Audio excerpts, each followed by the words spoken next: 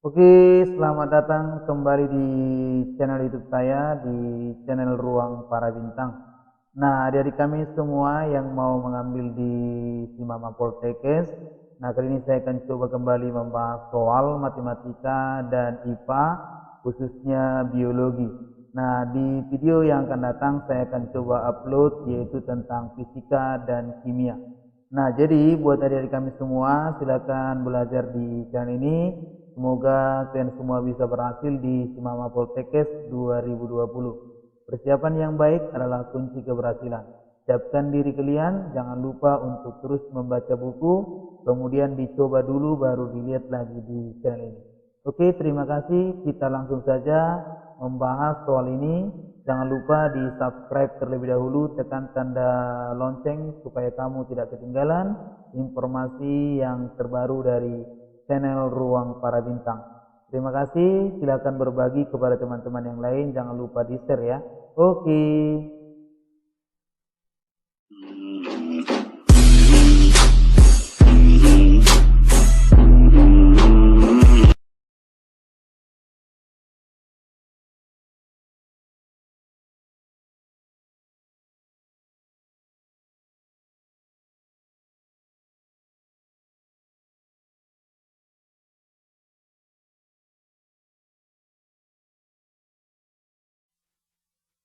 Oke, kita coba bahas soal prediksi yang pertama. Sebidang tanah berbentuk persegi panjang seperti dinyatakan dalam gambar akan ditanami tanaman oleh keluarga toga. Luasnya 18 meter kuadrat sedangkan panjang 5 tambah akar 7 meter. Jika sekeliling tanah itu akan diberi pagar dan biayanya 25.000 per meter, maka dana yang harus dipersiapkan adalah A 240.000, B 250.000, C 350.000, D 450.000, E 500.000. Nah, oke. Sekarang kita coba bahas ya, kita coba jawab. Nah, yang pertama kita lihat dulu untuk konsep dasar ya. Konsep dasar yaitu bahwasannya luas adalah panjang kali lebar, sedangkan keliling adalah 2 kali panjang tambah lebar. Oke. Nah, jadi ini yang menjadi dasar berpikir kita ya. Oke. Nah, di soal diberitahu luasnya adalah 18 ya, meter kuadrat. Sedangkan panjang itu katanya 5 ditambah akar 7. Nah, ya, berarti kita bisa tentukan dulu yang pertama adalah lebarnya, ya kan? Maka kita akan cari lebar itu bagaimana mendapatkannya. Kita main dari luas. Luas panjang kali lebar 18 sama dengan 5 tambah akar 7 dikali dengan lebar. Nah, lebar sama dengan 18 dibagi dengan 5 tambah akar 7. Jadi kita kalikan sekawan, 5 kurang akar 7 per 5 dikurang akar 7. Ini sama dengan 18 kali 5 dikurang akar 7 per, nah 5 kali 5 25 plus kali min akar 7 kali akar 7 7.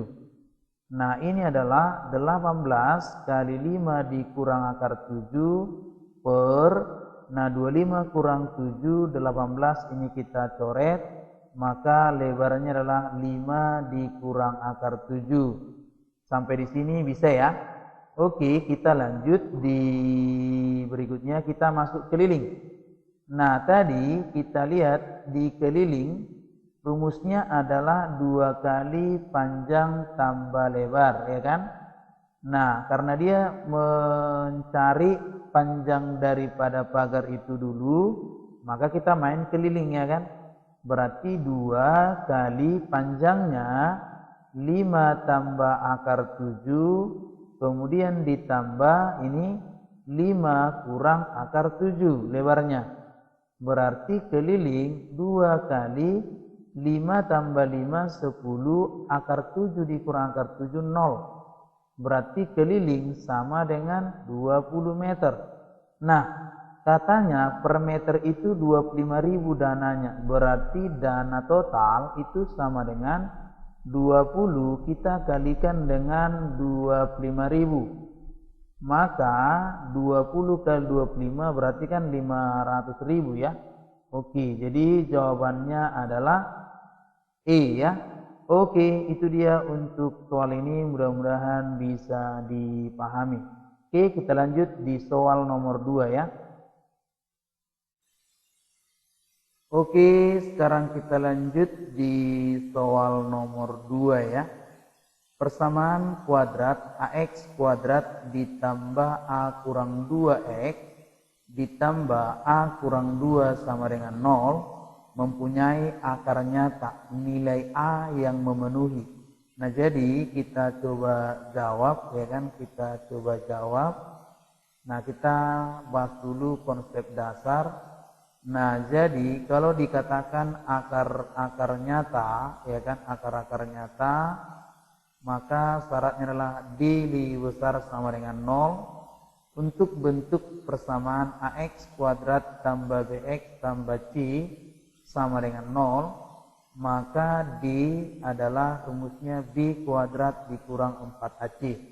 Jadi ini yang kita gunakan untuk soal ini ya. Oke, kita coba jawab. Nah, dari soal ini AX kuadrat ditambah A kurang 2X ditambah A kurang 2 sama dengan 0. Nah, jadi A-nya di sini adalah A, B-nya A kurang 2, C-nya A kurang 2. Jadi syaratnya kalau dia nyata, ya kan, akar nyata, D lebih besar sama dengan 0. B kuadrat kurang 4AC lebih besar sama dengan 0. Maka kita ganti A kurang 2 kuadrat dikurang 4 kali A dikali A kurang 2 lebih besar sama dengan 0. Sudah ya? So, kita kerjakan A kuadrat kurang 4A tambah 4 dikurang 4A kuadrat tambah 8A lebih besar sama dengan 0. Nah, kemudian kita coba cek, berarti dari sini A kuadrat dikurang 4A kuadrat berarti min 3A kuadrat min 4A ditambah 8A berarti jadi 4A. Kemudian tambah 4 lebih besar sama dengan 0. Ini enggak boleh negatif, maka kita kalikan dengan negatif. Jadinya 3A kuadrat dikurang 4A dikurang 4 ini berubah menjadi lebih kecil sama dengan, sudah kita faktorkan 3A ditambah 2 A dikurang 2. Sudah ya. Nah, jadi kita faktorkan 3A dikali ini pas, baru kemudian min 4 baru benar. Berarti A-nya min 2 per 3 A sama dengan 2. Nah, jadi kalau seperti ini, kalau lebih kecil dia, kita gunakan interval langsung. A lebih besar sama dengan min 2 per 3, lebih kecil sama dengan 2. Jadi jawabannya di sini adalah A ya. Oke, demikian untuk soal ini, mudah-mudahan bisa dipahami. Dan A-nya tidak sama dengan 0 ya. Kenapa? Karena ini syaratnya nggak boleh A-nya 0. Oke, itu dia untuk soal ini, mudah-mudahan bisa dipahami. Kita lanjut di soal nomor 3. Oke, sekarang kita lanjut di soal nomor 3. Persamaan grafik fungsi pada gambar berikut adalah, di sini ada diketahui 3 titik ya. Yang pertama min 3,0, kemudian 1,0 dan 0,6. Jadi kita cari adalah fungsi kuadrat atau grafik fungsi. Jadi kita coba jawab. Nah, saya akan bahas dulu konsep dasar. Apa-apa saja konsep dasar yang perlu diketahui di sini. Nah, jadi di sini yang perlu adalah misalnya kalau ada kurva seperti ini. Nah, di sini dia adalah X1, yang ini adalah X2, yang ini adalah misalnya H, K gitu ya, atau 0, K misalnya. Oke. Nah, jadi di sini kita akan buat ini X1,0, yang ini X2,0. Jadi fungsi kuadratnya ini adalah Y dikurang Y sama dengan A dikali X kurang X1, X dikurang X2. Itulah yang kita gunakan untuk ini. Nah, jadi yang kita cari adalah nilai A pertama, kemudian nanti baru kita gantikan ke dalam ini, baru kita jangan ganti huruf X dan Y. Oke, langsung saja kita coba, ini kita jawab ya. Nah, diketahui di soal ini berarti X1-nya adalah negatif 3, sedangkan X2-nya adalah 1. Dan Y-nya adalah 6. Ya, ini 6. Oke, langsung kita buat Y sama dengan A dikali X kurang X1, X kurang X2. Nah, X-nya di sini adalah 0 ya, 0,6 karena dia melalui titik. Nah, oke, berarti 6 sama dengan A kali 0 dikurang negatif 3, 0 dikurang 1. Berarti 6 sama dengan A dikali 3 dikali 1 kali min 1 ya. Oke, berarti A-nya sama dengan 6 dibagi min 3, yaitu min 2. Jadi di sini dapat A-nya min 2. Nah, kalau kita cek di sini jawabannya antara D dan E. Baru kita gantikan ke soal A dikali X kurang X1, X dikurang X2. Jadi jangan kita ganti Y, A kita ganti, X jangan, yang ini kita ganti. Jadi tambah 3, yang ini X kurang 1 ya. Berarti min 2 X kuadrat, oke. Kemudian min X ditambah 3X kurang 3 ya.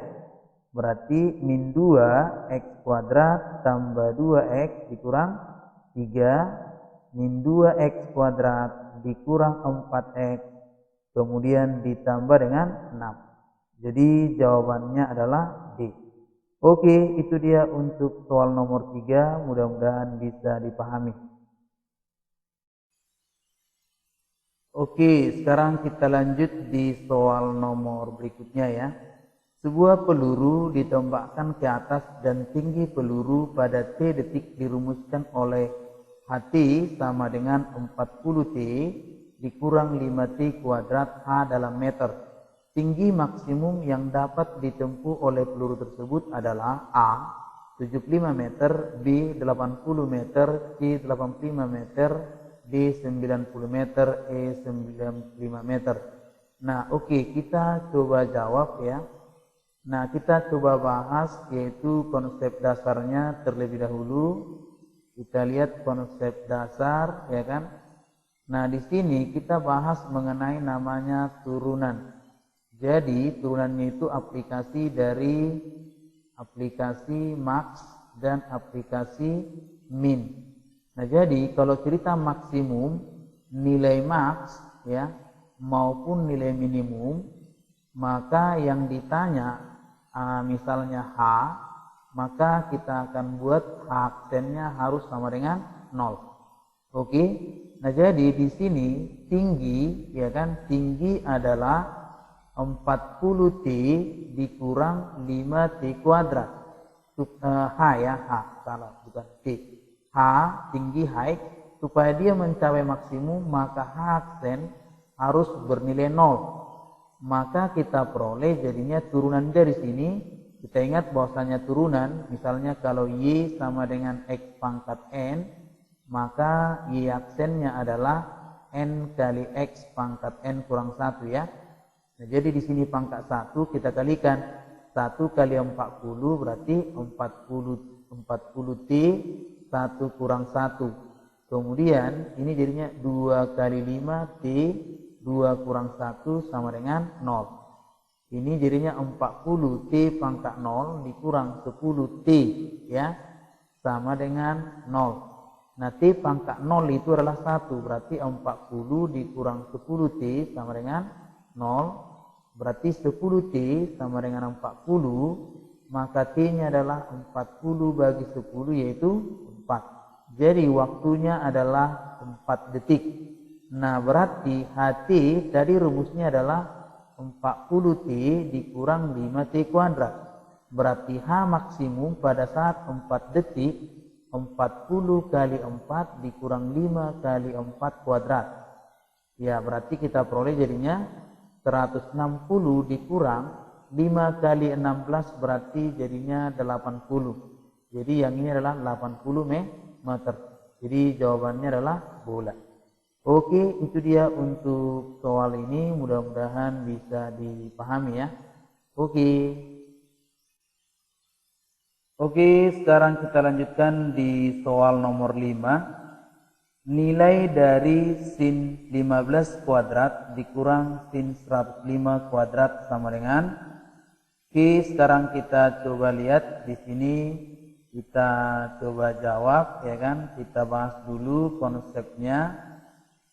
Nah, kita ingat bahwasannya sin 90 ditambah alfa, maka ini akan berubah menjadi cos alfa ya. Nah, jadi kita lihat kuadrannya, jangan lupa di kuadran pertama ya kan, kedua, kuadran ketiga, kuadran keempat. Di sini semua ini sin, sini tangen ya, di sini cos yang bernilai positif ya, positif. Nah, oke, kita langsung masuk ke permasalahan.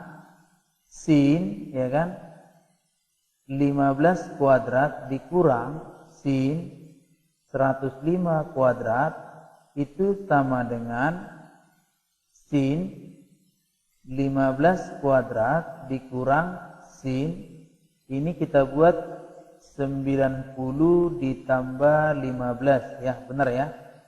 Oke, kemudian bisa juga misalnya kita buat ini menjadi berarti sin 15 kuadrat dikurang cos 15 kuadrat gitu. Jadi bisa kita buat seperti itu.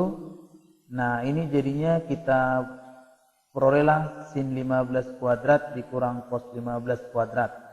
Nah, jadi kita akan tentukan lagi berarti sin 15 ya kan, itu sama dengan sin 45 dikurang 30. Nah, ini rumusnya adalah sin 45 cos 30 kurang cos 45 sin 30. Jadi setengah akar 2 kali setengah akar 3 dikurang setengah akar 2 kali setengah. Jadi sama dengan 1/4 akar 6 dikurang 1/4 akar 2. Nah, oke, itulah untuk sin 15 ya. Nah, sedangkan untuk cos 15 kita coba lihat di sini. Berarti cos 45 dikurang 30 ya. Ini jadinya kita buat cos ya. Cos 45 cos 30 tambah sin 45 sin 30. Ini kita buat jadinya setengah akar 2 setengah akar 3 tambah setengah akar 2 setengah. Nah, jadi di sini cos, nah berarti jadinya 1/4 akar 6 tambah 1/4 akar 2. Nah, jadi yang ini kita coba lihat, berarti dari sini kita peroleh, ini bisa kita buat menjadi sin 15 tambah cos 15 dikali dengan sin 15 dikurang cos 15. Jadi ketepatan bentuknya sama ya. Ketepatan bentuknya sama, kita cek di sini. Ya, sin 15 tambah cos 15 berarti 1/4 akar 6-nya. Ini kan 1/4 akar 6 ya. Ini 1/4 akar 2. Jadi ini habis kemari. Jadi kalau ini kita jumlahkan jadi tinggallah 2/4 akar 6 ya.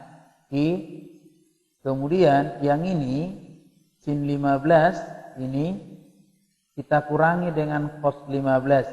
Berarti 1/4 akar 6 yang hilang, yang ini menjadi min 2/4. Min 2/4 akar 2. Jadi kita kalikan, berarti min 2 kali 2 berarti min 4/16 kali akar 12 ya. Akar 12, maka ini min 1/4. Min 1/4 kita bagi kali 2 akar 3, akar 16 ya.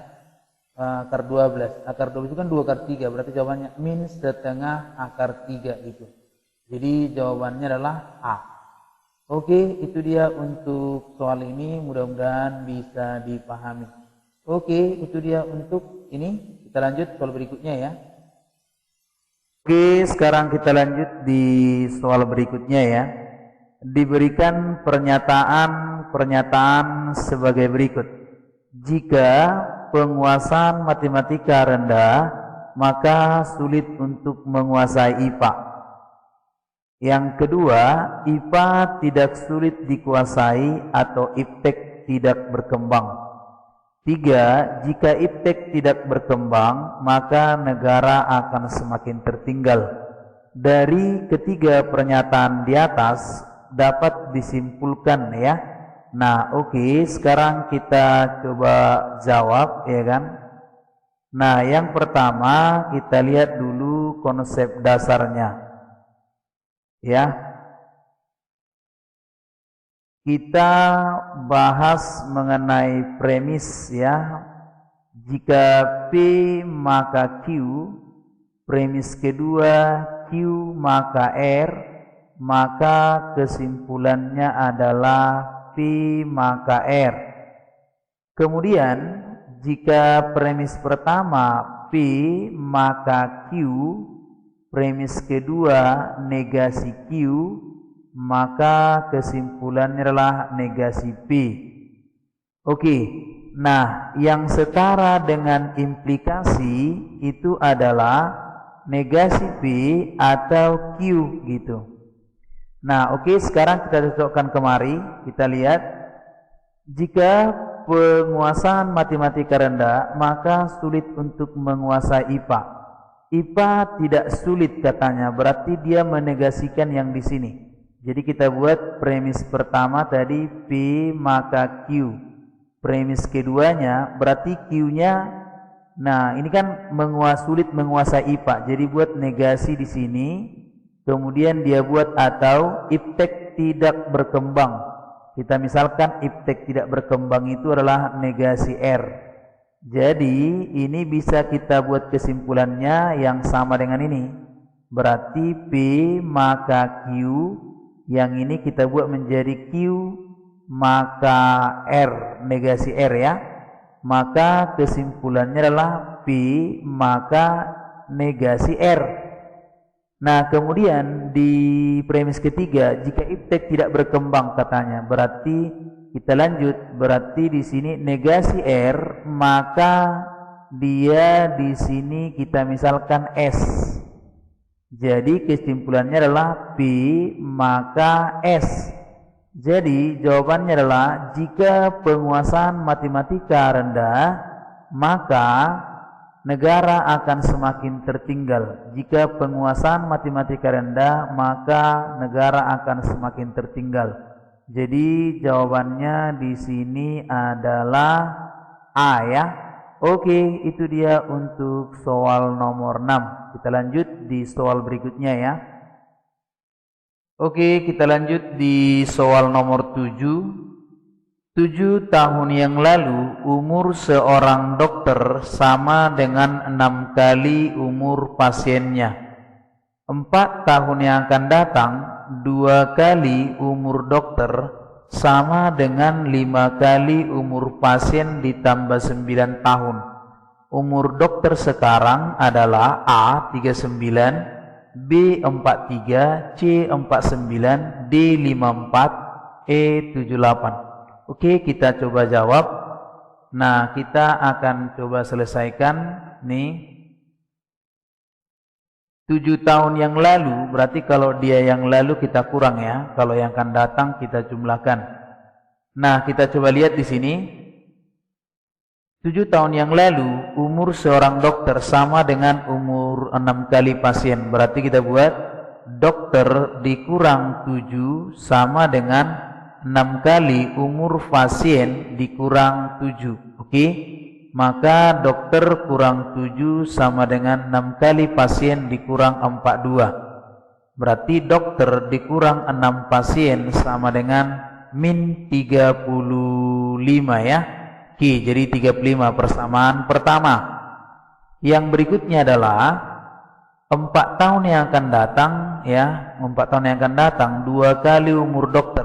Berarti 4 tahun yang akan datang 2 kali umur dokter 4 tahun yang akan datang sama dengan 5 kali umur pasien. 5 kali umur pasien ya, 5 kali umur pasien. Berarti pasien ditambah 4 kemudian tambah 9. Jadi tambah 9 tahun ya. Oke, kita kerjakan. Berarti 2 kali dokter tambah 8 sama dengan 5 kali pasien tambah 20 tambah 9. Jadi 2 dokter tambah 8 sama dengan 5 pasien tambah 29. 2 dokter kurang 5 pasien sama dengan 21. Persamaan kedua. Nah, oke, coba kita eliminasi ya kan. Maka di sini bisa kita buat, ini kita kalikan 2 boleh karena ditanya umur dokter ya. Umur dokter berarti ini 2 dokter kurang 5 pasien sama dengan 21. Dokter kurang 6 pasien sama dengan min 35. Ini kita kali 6, yang ini kita kali 5. Oke, coba ya. Berarti 12 dokter kurang 30 pasien dikurang sama dengan 126. 5 dokter dikurang 30 pasien sama dengan min 175 ya. Oke, kita coba kurangkan. Berarti 7 kali dokter habis. Ini jadinya sekitar 1. Kemudian di sini jadi tambah ya.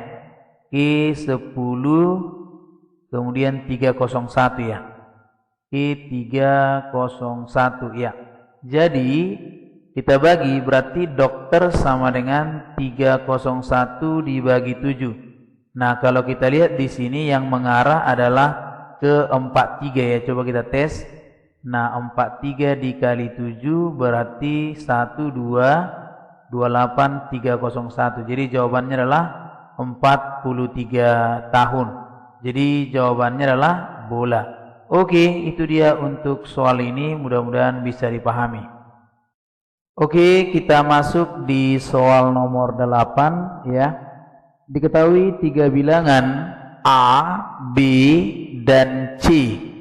Nilai rata-rata ketiga bilangan itu sama dengan 16. Bilangan kedua ditambah 20 sama dengan jumlah bilangan yang lainnya. Bilangan ketiga sama dengan jumlah bilangan yang lain dikurang 4. Perbandingan ketiga bilangan itu berturut-turut adalah, nah oke, kita coba selesaikan. Nah, kita lihat di sini. Pertama, ada bilangan pertama A, bilangan kedua adalah B, bilangan ketiganya kita misalkan C ya. Jadi rata-rata A tambah B tambah C dibagi dengan 3 sama dengan 16. Oke, nah berarti A tambah B tambah C berarti 3 kali 16, 48. Oke, berikutnya kita lihat lagi bilangan kedua ditambah 20. Berarti ini pertama tadi ya. Oke. Nah, sekarang yang berikutnya bilangan kedua ditambah 20 sama dengan jumlah bilangan lainnya. Berarti A ditambah C. Maka dari sini kita peroleh A dikurang B ditambah C sama dengan 20. Persamaan kedua. Berikutnya bilangan ketiga, berarti bilangan ketiga C sama dengan jumlah bilangan lain, berarti B ditambah A dikurangi dengan 4. Nah ini dia, jumlah bilangan lain dikurangi 4. Berarti dari sini kita peroleh A tambah B kurang C sama dengan 4. Persamaan ketiga.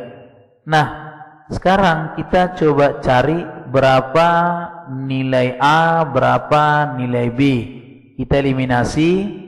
Yang pertama A tambah B tambah C sama dengan 48. Kemudian A dikurang B ditambah C sama dengan 20 ya. Ini kita coba kurangkan. Oke, habis berarti ini 2B sama dengan 28, B-nya 14. Oke. Kemudian kita coba eliminasi antara 1 dengan 3. A tambah B tambah C sama dengan 48. A tambah B kurang C sama dengan 4. Nah ini kita coba kurangkan ya. Habis berarti 2C sama dengan 44, maka C sama dengan 22. Oke, C-nya sudah, berarti kita cari A, B ya.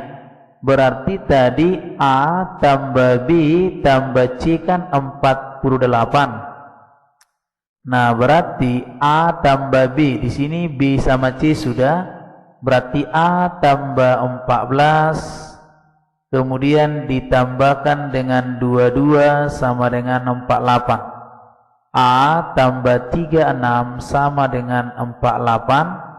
A sama dengan 48 kurang 36 berarti 12. Jadi perbandingan antara A banding B banding C adalah 12 banding 14 banding 22. Sama-sama kita bagi 2, 6 banding 7 banding 11. Jadi jawabannya adalah dodol ya. Oke, itu dia untuk soal ini. Kita lanjut di soal berikutnya. Oke, sekarang kita lanjut di soal nomor 9 ya. Negasi dari pernyataan jika waktu berkunjung tiba, maka tamu memasuki ruangan pasien adalah A. Jika ada tamu memasuki ruang pasien, maka waktu berkunjung tiba. Jika ada tamu yang tidak memasuki ruangan pasien, maka waktu berkunjung tiba. Tidak ada tamu yang memasuki ruangan pasien dan waktu berkunjung tiba. Waktu berkunjung tiba dan ada tamu tidak memasuki ruangan pasien. Waktu kunjung tiba dan semua tamu memasuki ruangan pasien. Oke, sekarang kita coba jawab ya kan. Nah, kita ingat konsepnya ya, konsep dasar. Nah, negasi ya, negasi dari jika P maka Q adalah P dan negasi Q. Jadi dan, atau bisa kita buat dengan kata tetapi. Jadi ini kita boleh bebas. Nah, jadi kalau jika P maka Q dinegasikan, maka jawabannya tidak menggunakan jika. Jadi tidak menggunakan jika berarti ini menggunakan jika, yang ini menggunakan jika berarti salah. Kemudian dia harus menggunakan dan. Nah, jadi di sini yang menggunakan dan berarti adalah, di sini tidak menggunakan dan berarti salah, yang benar itu ini ya kan. Kemudian yang P-nya tidak negasikan, berarti waktu berkunjungnya dibacanya telah. Waktu berkunjung tiba sama ya. Dan nah di sini yang dinegasikan itu adalah ini, semua tamu ya, semua tamu memasuki ruangan pasien. Berarti di sini ingkaran dari semua berarti harus ada menggunakan kata ada. Ingkaran dari semua itu berarti ada titik-titik yang tidak. Jadi harus ada kata tidaknya juga. Ada tidak. Jadi jawabannya adalah D. Oke, itu dia untuk soal nomor 9. Mudah-mudahan bisa dipahami ya. Oke, kita lanjut di soal nomor 10 ya. Data berat anggota klub fitness yoga dinyatakan dalam distribusi frekuensi seperti di bawah ini. Bisa kita lihat 50 sampai 523 orang, 53 sampai 555 orang, 56 sampai 58 itu P, 59 kurang sampai 61 itu 3 orang, 62 sampai 64 itu 2. Nah, jika modus adalah 56,25 kg, maka P adalah A6, B 7, C 8, D 9, E 10. Nah, oke, sekarang kita coba bahas dulu konsep dasarnya ya. Nah, modus itu adalah tepi bawah ditambah D1 per D1 tambah D2 kali panjang kelas. Nah, jadi di sini bisa kita lihat katanya modusnya di 56,25, berarti di sini. Gitu ya. Berarti jelas ini frekuensi terbesar P. Nah, makanya di sini dia paling banyak dibuat ya kan 6, 7, 8, 9, 10 ya. Berarti kita buat di sini 56,25 sama dengan tepi bawah itu adalah 56 dikurang 0,5. Jadi 55,5 bisa ya. Ditambah D1 selisih antara ini dengan yang awal. Berarti P dikurang 5 per P dikurang 5 ditambah P kurang 3 dikali dengan panjang kelas. Panjang kelas itu berarti ini 50 ke 53 berarti 3 ya. Oke. Nah, kita buat berarti 56,25 sama dengan 55,5 ditambah kalikan 3P dikurang 15 per P tambah P 2P dikurang 8. Nah, oke, selanjutnya kita buat 56 dikurang 55,25. Berarti dari sini kita buat ini jadinya kalau kita buat di sini 56,25 dikurang 55,50 sama dengan 3P kurang 15 per 2P kurang 8. Nah, ini kita buat 5 kurang 0 berarti 5, 2 kurang 5 nggak bisa berarti 12 berarti 7. Ini jadinya kita buat berarti kita ambil tadi 1 berarti 55 berarti 0,75 ya. 0,75 sama dengan 3P dikurang 15 per 2P dikurang 8. Nah, ini kan sama dengan 3 per 4 ya. Jadi kita buat 3 per 4 sama dengan 3P kurang 15 per 2P kurang 8. Jadi kita kali silang. Oke, kita kali silang jadinya 3 kali 2P berarti 6P. Oke, 6P dikurang 24 sama dengan 12P dikurang 60. Nah, ini kita pindahkan 6P kurang 12P min 6P sama dengan min 60 tambah 24. Min 6P sama dengan min 36. Berarti P sama dengan 6. Jadi jawabannya adalah A. Oke, itu dia untuk soal nomor 10. Dan ini adalah soal matematika yang terakhir untuk di prediksi kita kali ini. Nah, kita akan lanjutkan di bidang IPA yaitu biologi. Oke, kita coba bahas ya. Oke, sekarang kita lanjut di soal prediksi untuk Simama Poltekkes yang bagian biologi ya. Nah, kita coba lihat di sini. Daur hidup cacing di bawah ini menunjukkan perkembangan dari cacing jenis apa gitu. Nah, di sini bisa kita lihat ada kerbau, ada rumput ya. Nah, kemudian ada telur di sini bisa kita lihat. Nah, boleh diperhatikan ya kan. Nah, jadi kalau kita perhatikan di sini ada siput juga ini ya kan. Nah, ya. Oke, bisa dilihat.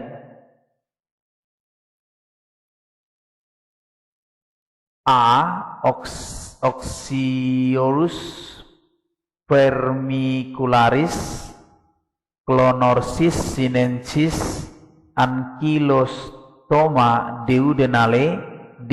Brugia malai, E. Fasciola hepatica.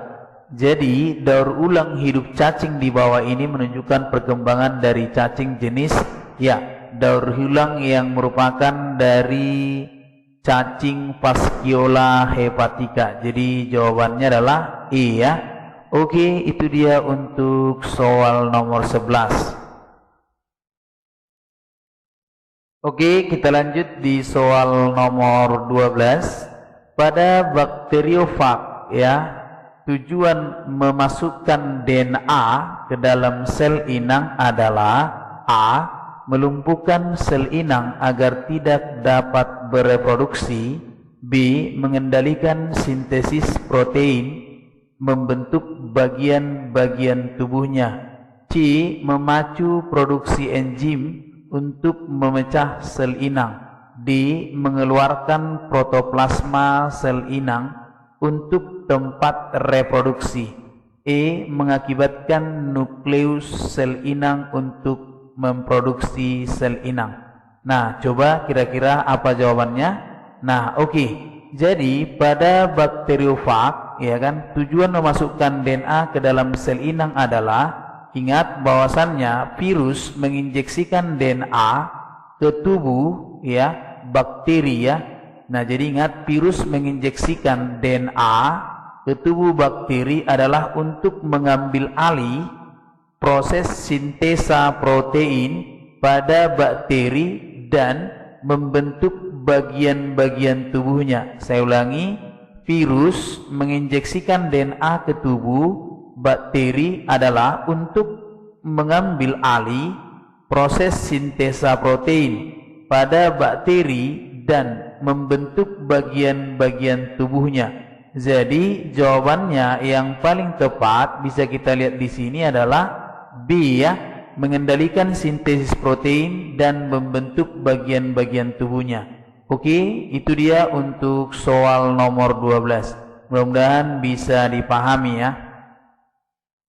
Oke, kita lanjutkan soal nomor 13. Pernyataan di bawah ini yang menyebabkan perubahan leher jerapah adalah: 1. Jerapah berleher panjang berasal dari induk jerapah berleher pendek. 2. Pada masa lampau terdapat jerapah berleher panjang maupun pendek. 3. Memanjangnya leher jerapah karena pengaruh lingkungan. 4. Jerapah berleher pendek mati, yang berleher panjang tetap hidup. Menurut teori evolusi dari Darwin, yang ada hubungannya dengan evolusi jerapah adalah dari pernyataan di atas dari pernyataan 1, 2, 3, 4 ini yang sesuai dengan pendapat Darwin yang pertama adalah pada masa lampau terdapat jerapah berleher panjang maupun pendek. Baru yang berikutnya jerapah berleher pendek mati, yang berleher panjang tetap hidup. Jadi jawabannya adalah B ya, 2 dan 4. Itulah menurut Charles Darwin ya. Oke, kita masuk di soal nomor 14 untuk Simama Poltekkes bagian IPA, yaitu biologi ya. Bersamaan dengan keluarnya cairan ludah nyamuk saat menghisap darah manusia, maka kemungkinan masuknya plasmodium ke dalam tubuh manusia yaitu dalam bentuk A. ookinet, B. trofozoid, C. merozoid, D. gametosit, E. sporozoid. Nah, mana yang paling benar dan yang paling tepat dari option yang ada di sini yaitu A sampai E? Nah, jadi kita akan coba bahas di sini bentuk plasmodium yang masuk ke dalam tubuh manusia melalui cairan nyamuk dinamakan yaitu sporozoid ya. Jadi cairan atau bentuk plasmodium yang masuk ke dalam tubuh manusia melalui cairan nyamuk ya, cairan ludah nyamuk ya, itu namanya sporozoid. Jadi jawabannya adalah E ya. Oke, itu dia untuk soal nomor 14. Mudah-mudahan bisa dipahami dan diulang kembali. Oke, berikutnya kita lihat di soal nomor 15 ya. Di dalam ekosistem laut terdapat komponen-komponen yang membangun ekosistem seperti ya, zooplankton. Di sini bisa kita lihat zooplankton. Kemudian ada fitoplankton ya, fitoplankton. Kemudian udang, oke, ikan dan lain-lain. Kedudukan zooplankton dalam ekosistem laut adalah sebagai A. konsumen 1, B. konsumen abiotik, C. karnivora, D. dekomposer artinya penghancur, E. produsen ya. Jadi apakah posisi atau kedudukan dari zooplankton ya, zooplankton hewan ya yang kecil ya, yang di laut. Nah, jadi apakah fitoplankton ya, fitoplankton ini udang, ikan dan lain-lain dan hewan-hewan yang ada di laut. Nah, apakah kedudukan dari zooplankton di sini ya? Oke, nah kedudukan zooplankton di sini adalah bisa kita lihat ya untuk soal ini. Zooplankton mengkonsumsikan fitoplankton. Jadi ingat berarti zooplankton itu memakan fitoplankton. Jadi fitoplankton yang termasuk fitoplankton dia makan. Jadi makanya dia disebut konsumen yang pertama. Jadi dia untuk zooplankton ini termasuklah konsumen yang pertama. Nah, oke, itu dia untuk soal nomor 15. Next kita masuk di soal nomor 16. Oke, kita lanjut di soal nomor 16. Dalam metagenesis tumbuhan Pteridophyta yang bersifat heterospora, maka spora jantan yang jatuh pada lingkungan yang menguntungkan akan tumbuh menjadi A. mikroprotalium, B.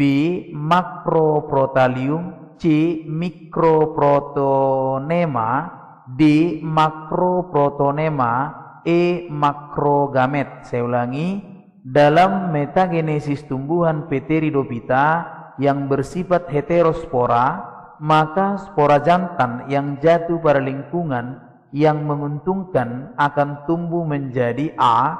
mikroprotalium, B. mikroprotalium, C. mikroprotonema, D. makroprotonema, E. makrogamet. Nah, oke, kita coba jelaskan. Nah, di sini spora jantan pada paku ya, spora jantan pada paku ya, ini kan Pteridophyta tumbuhan paku. Spora jantan pada paku disebut mikrospora yang akan berkembang menjadi yang namanya mikroprotalium.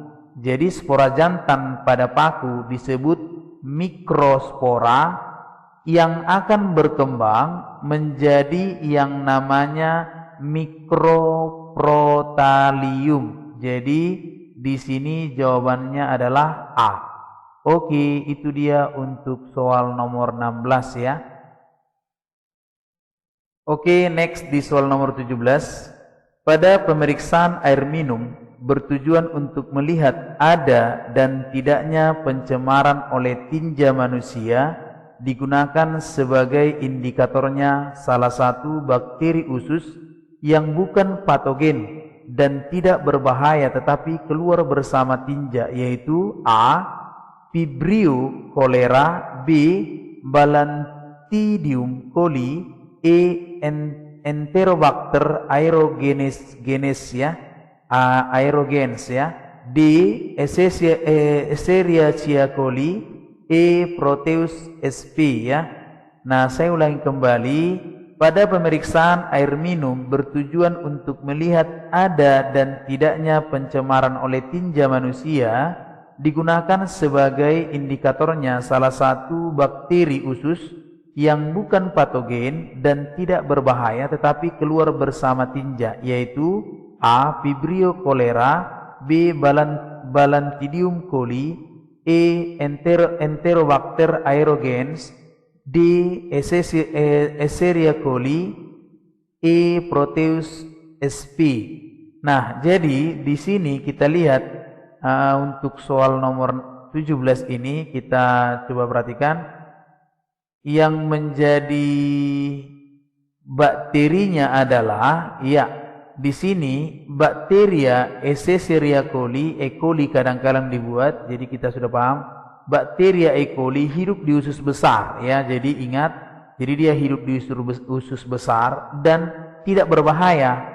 Nah, jadi bakteri ini dapat keluar bersama tinja. Jadi bakteri Escherichia coli ini adalah bakteri yang hidup di usus besar dan tidak berbahaya, baru kemudian bakteri ini keluar bersama tinja. Jadi jawabannya di sini adalah D ya. Oke, itu dia untuk soal nomor 17. Kita lanjutkan di soal nomor 18. Oke, kita lanjut di soal nomor 18. Hormon yang sangat besar fungsinya dalam menjaga kelangsungan hidup tanaman jika terjadi perubahan lingkungan yang sangat ekstrim, misalnya terjadi kekeringan yang lama adalah A. Auksin, B. Sitokinin, C. Kalin, D. Giberelin, E. Asam absisat ya, bukan abisat ya, salah, absisat. Oke, saya ulangi kembali.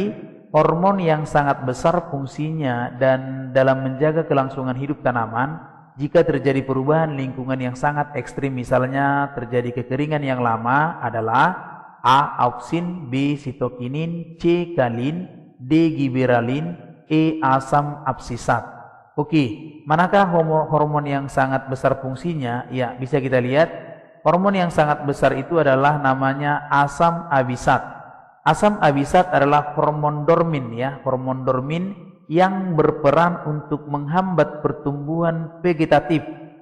Ya, misalnya pengguguran daun jika terjadi perubahan lingkungan yang sangat ekstrim.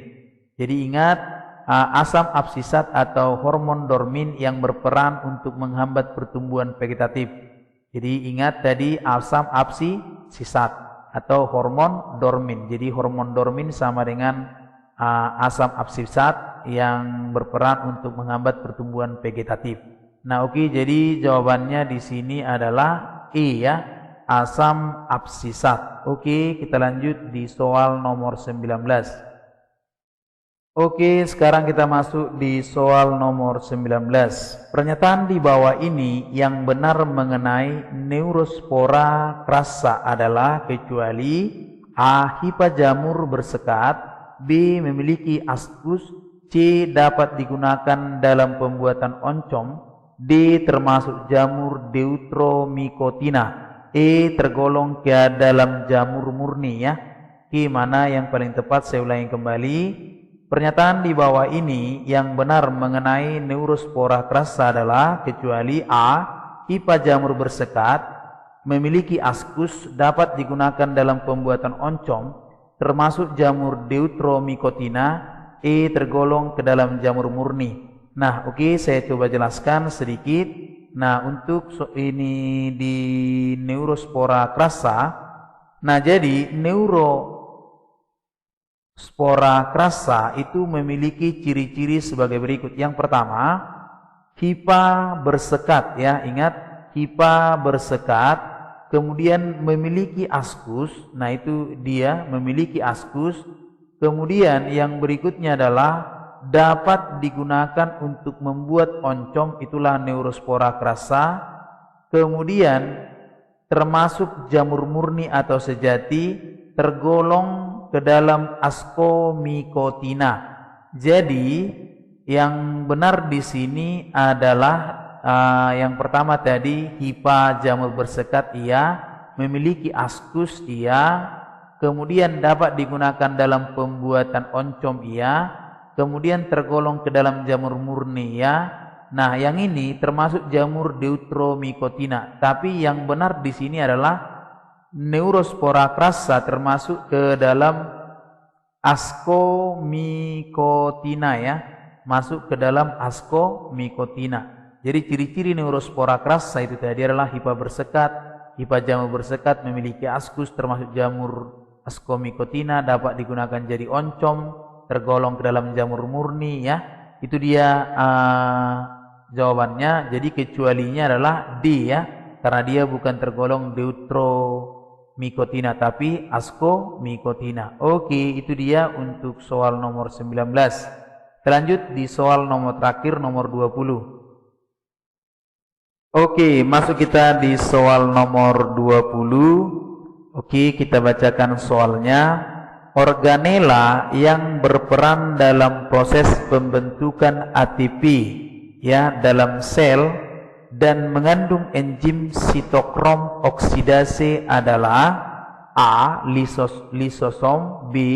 Sentrosom, C. Mitokondria, D. Badan Golgi, E. Plastida. Nah, saya ulangi kembali. Organel yang berperan dalam proses pembentukan ATP dalam sel dan mengandung enzim sitokrom oksidase adalah A. Lisosom, B. Sentrosom, C. Mitokondria, D. Badan Golgi, E. Plastida.